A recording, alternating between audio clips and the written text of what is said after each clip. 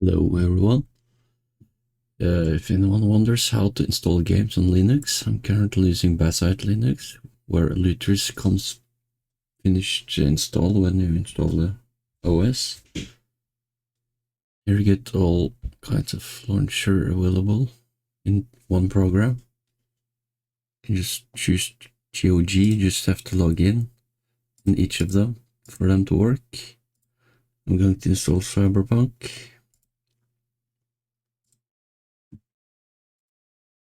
You can choose the DLCs or whatever.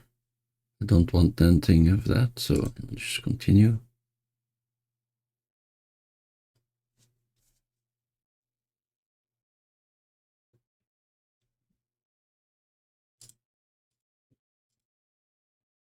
Now it's downloading. Once it's finished, you can just press play.